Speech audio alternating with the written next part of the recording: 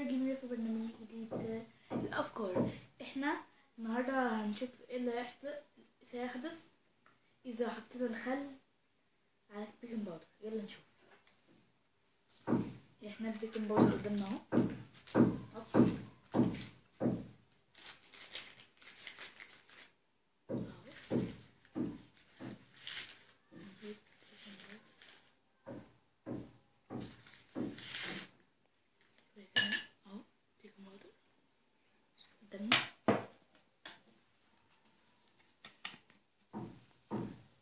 ونحط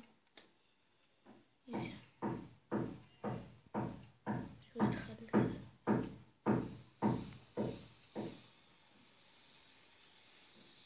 شايفين اللي بيحصل؟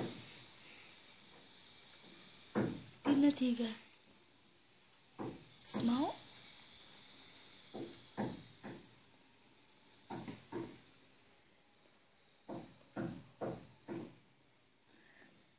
دي صودا اهي. نحط كمان.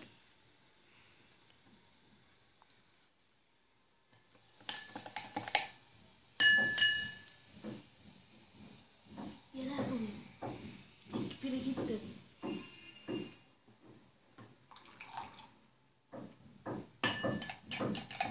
طلعي شوية في الملح. عارفة عامل زي ايه؟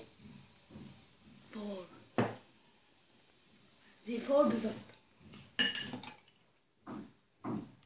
حتى ريحته جربوه مش هتخسروا حاجة. وشوفوا برضه الصودا اللي بيحصل اذا حطينا كده. وده بيجرى صودا كبيرة. واحنا يعني اتمنى انكم متشتموش. حطي شوية بيكنج باودر برضه. كل ما تزودي خل لازم تزودي برضه بيكنج باودر. لا تقلبي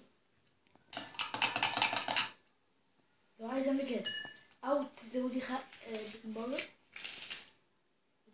كده. عمالة كتير جدا. ومتنسوش تعملوا لايك وكومنت. واحنا مش عايزين اكتر من كده. وشكرا ومش عايزين اي اكتر منكم يعجبكم الفيديو. وشكرا. ان شاء الله يعجبكم. ان شاء الله يعجبكم. واستنونا في حلقة تانية في برنامج الافكار. ومتنسوش تعملوا لايك ولا كومنت. سلام باي.